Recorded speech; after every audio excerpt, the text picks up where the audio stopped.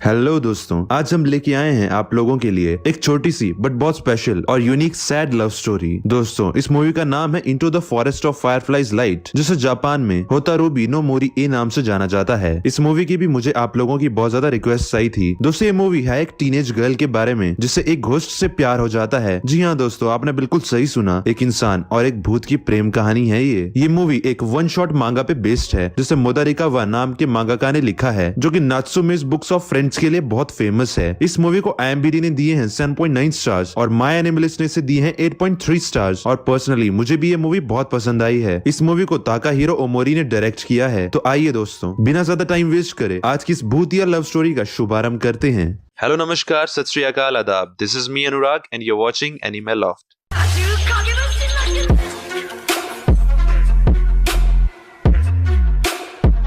Movie के first scene में हम देखते हैं कि एक लड़की अपने अंकल के घर जाने के लिए जल्दी जल्दी पैकिंग कर रही होती है। इस लड़की का नाम होतारू होता है। होतारू की माँ उसे कहती है कि अपने अंकल को ज्यादा परेशान मत करना, और फिर उसकी माँ उसे सारा सामान पैक करने को कहती है। साथ ही माँ उसे ये भी कहती है कि वो अपना लगेज संभाल के ले जाए और कहीं ट्रेन में गलती से ना भूले। जिस पर होतारू इरिटेट होकर कहती है कि वो पहली बार अपने अंकल के यहाँ नहीं जा रही बल्कि हर साल जाती है, तो मॉम इतनी टेंशन ना ले। इसके बाद होतारू घर से बाहर जाती है और एक बस स्टॉप पे खड़ी हो जाती है। खड़े खड़े होतारू कुछ याद करती है और कहती है, जब पहली बार मैं उसे मिली थी तब मैं 6 साल की थी। अब मूवी फ्लैशबैक में जाती है और हम देखते हैं कि गर्मियों का मौसम होता है और होतारू, जिसको हमने मूवी के स्टार्टिंग में देखा था, वो भी 6 साल की होती है और रो रही होती है क्योंकि वो एक जंगल में अकेली होती है और खो गई होती है। ये जंगल पहाड़ के देवता का जंगल कहलाता है। होतारू रो रही होती है कि तभी उसको एक आवाज आती है और वो चुप होके आवाज की डायरेक्शन में देखती है, तो उसे वहाँ एक लड़का दिखाई देता है जिसने एक मास्क पहन के रखा होता है। ये लड़का होतारू से पूछता है कि वो रो क्यों रही है, क्या वो यहाँ खो गई है। होतारू उस आदमी को देखकर खुश होती है और रोते हुए भागकर उस लड़की के पास उसे गले लगाने जाने लगती है और कहती है कि फाइनली उसे इस जंगल में कोई मिल गया। लेकिन वो लड़का पीछे हट जाता है, जिसकी वजह से होतारू गिर जाती है। वो लड़का होतारू से माफी मांगता है कि वो पीछे हट गया। होतारू उसे घूर के देखती है तो वो लड़का उसे कहता है कि होतारू एक इंसान है और अगर किसी इंसान ने मुझे छुआ तो मैं गायब हो जाऊंगा। ये सुनकर होतारू हैरान होती है और पूछती है कि क्या वो इंसान नहीं है। इसके जवाब में वो लड़का कहता है कि वो इसी जंगल में रहता है, शायद ये लड़का इस जंगल की कोई स्पिरिट है। होतारू हैरान होकर खुश होकर पूछती है कि क्या वो एक आत्मा है और इसका क्या मतलब है कि वो गायब हो जाएगा। होतारू के छूते ही वो लड़का गायब होगा कि नहीं, ये देखने के लिए होतारू उस लड़के के पास उस लड़के को बार बार पकड़ने की कोशिश करती है और वो लड़का बचने की कोशिश करता है और फिर होतारू के सर पे एक लकड़ी से मार देता है। होतारू रोती है और कहती है कि वो लड़का सच में इंसान नहीं है, क्योंकि कोई इंसान बच्चों को ऐसे नहीं मारता। जिस पर वो लड़का कहता है कि गायब होने से उसका मतलब है कि पूरी तरह से खत्म हो जाना, और ये स्पेल उस पे पहाड़ के देवता ने किया है। होतारू ये बात सुन के उस लड़के को सॉरी बोलती है। फिर वो लड़का होतारू को लकड़ी देता है और कहता है कि होतारू इस लकड़ी को पकड़ के उसके साथ चले, क्योंकि वो होतारू को जंगल से बाहर ले जाएगा। होतारू उस लड़के के संग जंगल के बाहर आती है, जहाँ पे एक श्राइन का गेट बना हुआ होता है। वो लड़का होतारू को रास्ता बताता है और बाय कहता है। होतारू उस लड़के से पूछती है कि क्या वो लड़का हमेशा इसी जंगल में रहता है और अगर होतारू उसे मिलने आए तो क्या वो मिलेगा। इसके जवाब में वो लड़का कहता है कि गाँव वाले कहते हैं कि इस जंगल में पहाड़ के देवता और आत्माएं रहती है, इसलिए अगर कोई भी इस जंगल में आ गया तो हमेशा के लिए यहीं खो जाएगा। पर होतारू ये बात सुनकर डरती नहीं है बल्कि हंसती है और उस लड़के को अपना नाम बताती है और बदले में उसका नाम पूछती है, जिसका वो लड़का कोई जवाब नहीं देता और होतारू की तरफ देखता रहता है। होतारू कहती है कि वो अगले दिन फिर से आएगी और अपने साथ एक थैंक यू प्रेजेंट लेके आएगी। होतारू वहाँ से जाने लगती है कि तभी पीछे से उस लड़के की आवाज आती है। वो लड़का कहता है कि उसका नाम गिन है। इसके बाद सीन शिफ्ट होता है और हम देखते हैं कि होतारू घर की तरफ जा रही होती है कि तभी होतारू को अपने अंकल मिल जाते हैं। होतारू अंकल से गले लग के रोने लगती है और अंकल उसे डांटते हैं कि उसे ऐसे बिना बताए कहीं भी नहीं जाना चाहिए। एक्चुअली होतारू अपने अंकल के घर यहाँ छुट्टियां बिताने आई थी और ऐसे ही घूमते घूमते वो यहाँ इस जंगल में खो गई थी। उसके अंकल भी बहुत परेशान हो गए थे और उसे कब से ढूंढ रहे थे। इसके बाद होतारू अंकल के साथ घर जा रही होती है और अंकल से उस जंगल के बारे में पूछती है। होतारू के अंकल बताते हैं कि जब वो बच्चे थे तब अपने दोस्तों के साथ जंगल में आया करते थे कि शायद उनको कोई स्पिरिट देखने को मिल जाए, लेकिन ऐसा कभी नहीं हुआ। होतारू के अंकल ये भी बताते हैं कि एक बार होतारू की ग्रैंड मदर और उनकी फ्रेंड्स एक फेस्टिवल में गए थे, लेकिन उन्हें बाद में पता चला था कि उस दिन गाँव में कोई फेस्टिवल हुआ ही नहीं था और वो आज तक ये सोचते हैं कि शायद वो लोग आत्माओं के फेस्टिवल में चले गए होंगे। इसके बाद सीन शिफ्ट होता है और हम देखते हैं कि अगला दिन आता है और होतारू उस जंगल में फिर से जाती है। गिन श्राइन गेट के पास ही बैठा हुआ होता है और होतारू से कहता है कि गिन को लगा नहीं था कि होतारू वापस आएगी। होतारू फिर से खुश हो जाती है और कहती है कि इसका मतलब गिन होतारू का वेट कर रहा था और एक बार फिर गिन के गले लगने की कोशिश में उसको गिन से मार पड़ जाती है। गिन कहता है कि होतारू एक बार में समझती क्यों नहीं है। होतारू होतारो कहती है कि वो बहुत खुश हो गई थी, इसलिए उससे फिर से ऐसा हो गया। गिन होतारो को श्राइन गेट से हटके कहीं और चलने को बोलता है और कहता है कि वो बाद में होतारो को वापस यहाँ पहुंचा देगा। होतारो और गिन दोनों जंगल में जा रहे होते हैं कि तभी होतारो को एक ब्लैक स्पिरिट दिखती है। ब्लैक स्पिरिट गिन का नाम लेके उसे पूछती है कि क्या होतारो एक इंसान है और क्या वो होतारो को खा सकती है। ये सुनकर होतारो डर के गिन के पीछे छिप जाती है और गिन उस स्पिरिट से कहता है कि होतारो उसकी दोस्त है। ये बात सुनकर वो ब्लैक स्पिरिट होतारो को कहती है कि अगर होतारो ने गिन को टच किया तो फिर गिन गायब हो जाएगा और फिर वो होतारो को खा जाएगी। इसके बाद वो ब्लैक स्पिरिट एक फॉक्स बन के वहाँ से चली जाती है। गिन बताता है कि वो कोई फॉक्स नहीं बल्कि एक स्पिरिट है और वो बस बोलती है लेकिन कुछ करेगी नहीं। होतारो ये बात सुनकर बहुत खुश हो जाती है और चिल्लाती है कि उसने फर्स्ट टाइम एक स्पिरिट को देखा है। होतारो गिन से पूछती है कि वो हमेशा मास्क क्यों पहने रखता है, जिस पर गिन कहता है कि वो बस ऐसे ही मास्क पहनता है और होतारो की बात को टाल देता है। इसके बाद मूवी फ्लैशबैक से वापस रियल टाइम में आती है और हम देखते हैं कि अडल्ट होतारो ट्रेन में ट्रेवल कर रही होती है और मन में सोचती है कि उसने वो गर्मियों का हर एक पल उस जंगल में बिताया था। दोस्तों यहाँ मूवी फिर से फ्लैशबैक में जाती है और हम देखते हैं कि होतारो और गिन रोज रोज मिलने लगते हैं, नए नए खेल खेलते हैं और खूब मजे करते हैं। इसी में एक दिन गिन लेटा होता है और होतारो को लगता है कि गिन सो रहा है। तभी होतारो गिन का मास्क हटा के उसका फेस देखने का सोचती है और सोचती है कि वो मास्क को तो टच कर ही सकती है। होतारो धीरे से गिन का मास्क हटाती है और उसका फेस देख लेती है। तभी गिन अपनी आंखें खोल देता है। गिन कहता है कि किसी सोते हुए पे वार करना अच्छी बात नहीं है, जिस पर होतारो गिन से सॉरी बोलती है और कहती है कि गिन सोने का नाटक कर रहा था, है ना। गिन पूछता है कि क्या वो ठीक दिखता है, तो इसके जवाब में होतारो पूछती है कि गिन मास्क क्यों पहने रखता है। गिन बताता है कि अगर वो मास्क ना पहने तो वो बिल्कुल इंसान ही लगेगा, फिर इंसानों और उसमें फर्क ही क्या रह गया। इसके बाद सीन शिफ्ट होता है और हम देखते हैं कि होतारो गिन को कहती है कि आज वो लास्ट टाइम उसे मिल रही है क्योंकि उसकी समर वेकेशंस खत्म होने को आई हैं, यानी कि अब उसको अपने अंकल के घर से वापस अपने घर जाना होगा। ये सुनकर गिन होतारो से पूछता है कि क्या वो अगले साल यहाँ फिर आएगी। होतारो खुश हो जाती है और बोलती है कि हाँ वो जरूर आएगी और फिर अब से होतारो अपने हर गर्मियों की छुट्टियों में उस जंगल में आने लगती है। एक दिन जंगल में घूमते हुए एक पेड़ का हाथ गिन को पकड़ लेता है और कहता है कि गिन को होतारो से दूर रहना चाहिए क्योंकि अगर होतारो ने गिन को टच किया तो गिन गायब हो जाएगा। जिस पर गिन कहता है कि उसे होतारो से कोई खतरा नहीं है और वो ठीक है। पेड़ का हाथ पीछे हट जाता है और वो स्पिरिट होतारो को वार्न करती है कि वो कभी भी गिन को टच ना करे। फिर एक और गर्मी का मौसम आता है और हम देखते हैं कि गिन जंगल में होतारो को ढूंढ रहा होता है कि तभी होतारो पेड़ पे उल्टा लटक के गिन को डराने की कोशिश करती है। गिन कहता है कि होतारो ये क्या बेवकूफी कर रही है। होतारो कहती है कि वो गिन का डरा हुआ चेहरा देखना चाहती थी। ये भी ठीक है, इंसान भूत को डरा रहा है। इसके बाद होतारो गिन से पूछती है कि जब भी गिन होतारो के साथ होता है तब क्या वो अपना मास्क कुछ समय के लिए हटा सकता है। गिन होतारो की बात मान जाता है और मास्क हटाने ही वाला होता है कि तभी होतारो पेड़ से नीचे गिरने लगती है। गिन उसे पकड़ने के लिए आगे आता है लेकिन तभी पीछे हट जाता है। होतारो नीचे घास में गिर जाती है और गिन को घूरती है। गिन उसे नहीं पकड़ सका इसलिए वो सॉरी बोलता है। अभी अभी गिन अनजाने में होतारो को पकड़ने वाला था, वो बस बाल बाल बचा। होतारो हंसती है और कहती है कि चाहे जो कुछ भी हो जाए लेकिन गिन कभी भी होतारो को टच ना करे। लेकिन ऐसा कहते हुए होतारो रोने लगती है। वो बस कभी भी गिन को खोना नहीं चाहती थी।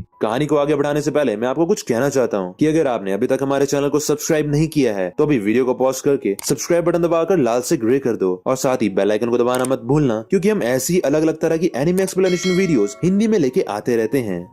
इसके बाद सीन शिफ्ट होता है और हम देखते हैं कि कुछ और साल बीत जाते हैं। होतारो भी अब बड़ी हो गई थी और एक दिन होतारो स्कूल यूनिफॉर्म में गिन से मिलने जाती है। गिन कहता है कि फाइनली होतारो अब एक वुमेन लग रही है। होतारो गिन के साथ घूमती है, खेलती है और पतंग उड़ाती है। फिर एक दिन होतारो मन में सोचती है कि होतारो तो धीरे धीरे बड़ी हो रही है लेकिन गिन बिल्कुल उसी तरह है जैसे वो पहली बार मिला था तब था। इसके बाद होतारो अपने अंकल के साथ तरबूज खाती है और उसके अंकल बताते हैं कि इस बार गर्मियों में इतनी गर्मी हो रही है तो मतलब ठंड में भी बहुत ज्यादा ठंड पड़ेगी, इतनी की जंगल में आत्माओं की कुल्फी बन जाएगी। इसके बाद सीन शिफ्ट होता है और हम देखते हैं कि होतारो गिन को एक स्कार गिफ्ट करती है और कहती है कि सर्दी में वो इसे पहन सकता है और फिर वो गिन को अगले साल फिर से मिलने का वादा करके वहाँ से चली जाती है। ठंड का मौसम आता है और होतारो अपने शहर में होती है और दिन भर वो बस गिन के बारे में ही सोचती रहती है, यहाँ तक कि खाना भी ठीक से नहीं खाती है। एक दिन स्कूल जाते वक्त होतारो मन में सोचती है कि वो गिन से मिलना चाहती है, उसे छूना चाहती है। मूवी फ्लैशबैक से फिर से रियल टाइम में वापस आती है और हम देखते हैं कि होतारो अपने अंकल के शहर पहुंच गई है। इस बार होतारो अपने हाई स्कूल की यूनिफॉर्म पहन के गिन से मिलने जाती है। ओह, तो मतलब वो अभी भी गिन से मिलने ही जा रही थी। होतारो अब काफी बड़ी हो गई थी पर गिन की उम्र दिखने में अभी भी उतनी की उतनी ही थी जितनी जब होतारो छोटी थी तब थी। गिन पूछता है कि अब होतारो बार बार भागते हुए उसके पास नहीं आती है तो होतारो कहती है कि गिन ने उसे मारा ही इतना था कि वो अब अपना सबक सीख चुकी है। एक्चुअली अब होतारो बड़ी हो चुकी थी तो वो वैसी बचकानी हरकतें नहीं किया करती थी। होतारो कहती है कि ग्रेजुएशन के बाद होतारो इसी विलेज में कोई जॉब ढूंढ लेगी और फिर रोज गिन से मिलने आया करेगी। मिलेगी। गिन ये सुनकर ज्यादा खुश नहीं नजर आता क्योंकि उसे लगता है कि उसकी वजह से होतारो अपनी जिंदगी जीना भूल गई है, जैसे गिन ने होतारो की जिंदगी रोक रखी हो। आखिर गिन होतारो को दे ही क्या देगा। इसके बाद गिन कहता है कि वो अपने बारे में कुछ बताना चाहता है। गिन बताता है कि वो एक आत्मा नहीं है, लेकिन वो एक इंसान भी नहीं है। गिन कहता है कि जब वो छोटा सा बेबी था तब किसी ने उसे जंगल में छोड़ दिया था। गिन बहुत रो रहा था, वो भूख प्यास से वहीं मर जाता, पर पहाड़ के देवता को और पहाड़ की स्पिरिट्स को गिन पे तरस आ गया और फिर पहाड़ के देवता ने गिन पर अपना एक स्पेल यूज करा ताकि वो इस जंगल में जी पाए। ये देख के तभी स्पिरिट्स ने उसके फेस पे मास्क लगाया और उससे अपने बीच शामिल कर लिया और गिन ने रोना बंद कर दिया और हंसने लगा। अब गिन को ना कोई भूख ना कोई प्यास लगती थी। उसे एक बॉडी मिली जिसकी उम्र हमेशा इतनी की इतनी ही रहेगी और अगर गिन इस बात का ध्यान रखे कि कोई इंसान उसे छू ना पाए तो वो एक तरह से अमर है। गिन कहता है कि वो एकदम एक आत्मा की तरह ही है, इसलिए अच्छा होगा अगर होतारो गिन को भूल जाए क्योंकि गिन की बॉडी मैजिक से बनी हुई है और मैजिक से बनी बॉडी बहुत ही ज्यादा वीक होती है और इसीलिए किसी इंसान के छूने से उसकी बॉडी गायब होने लगेगी। होतारो कहती है कि गिन बिल्कुल स्नो जैसा है, स्नो को टच करते ही वो भी टूट जाती है। होतारो कहती है कि उसने हर मौसम में हर समय बस गिन के बारे में ही सोचा है, उसने बस यही सोचा है कि गिन होतारो को कभी भी ना भूले। होतारो ये भी कहती है कि एक दिन टाइम उन लोगों को अपने आप अलग कर ही देगा, लेकिन जब तक ऐसा नहीं होता तब तक वो एक दूसरे के साथ रह सकते हैं। यहाँ पे होतारो के कहने का मतलब था कि एक दिन होतारो की एज गिन से भी ज्यादा हो जाएगी। गिन तो इतने का इतना ही रहेगा, पर होतारो एक दिन बूढ़ी होके मर जाएगी, पर जब तक वो जिंदा है वो तब तक गिन के साथ ही रहना चाहती थी।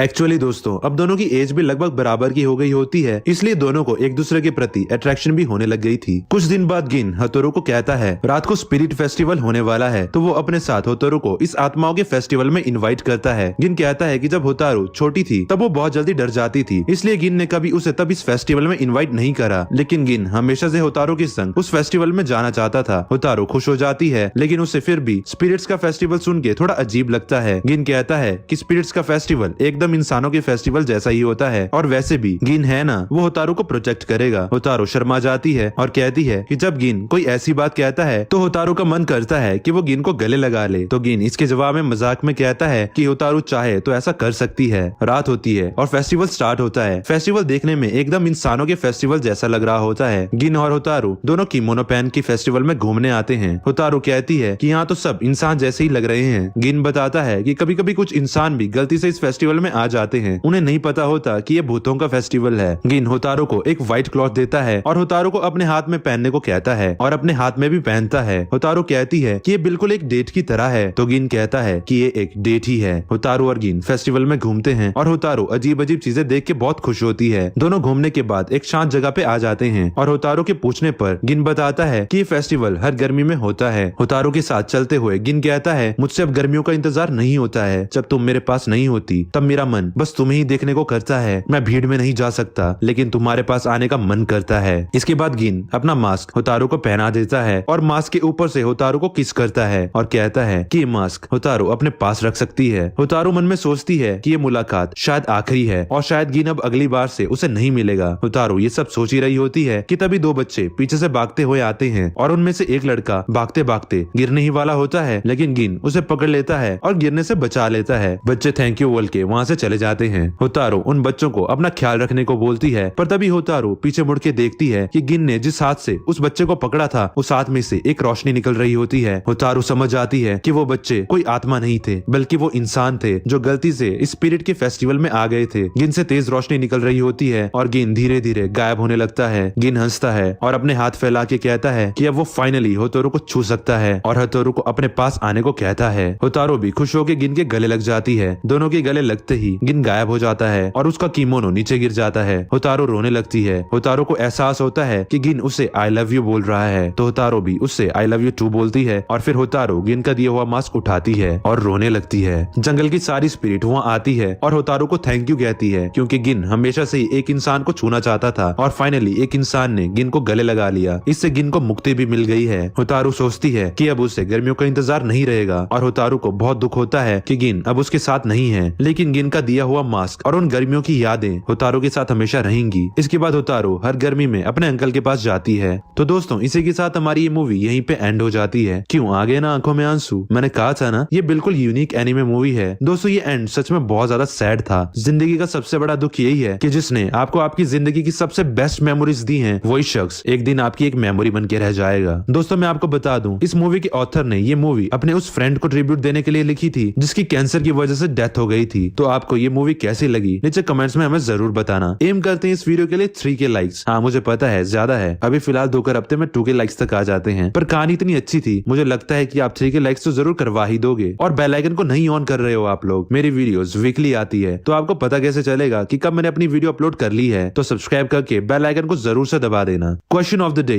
होतारू गिन से मिलने किस मौसम में आया करती थी? अगर आपको इस सवाल का जवाब पता है तो नीचे कमेंट सेक्शन में हमें अपने जवाब जरूर दें। तो इसी के साथ आज की ये वीडियो यहीं पे खत्म हो जाती है। दोस्तों जाने से पहले मेरी तरफ से आप सभी को दिवाली की दिल से ढेर सारी शुभकामनाएं। May this Diwali spread happiness, peace and good health in your life. और हाँ, से नो टू क्रैकर्स। अगर आप एनिमल ऑफ आर्मी का हिस्सा हो तो मुझे पता है आप पटाखे फोड़ के पॉल्यूशन नहीं करोगे। मिलते हैं अगली वीडियो में, तब तक के लिए हर हर महादेव।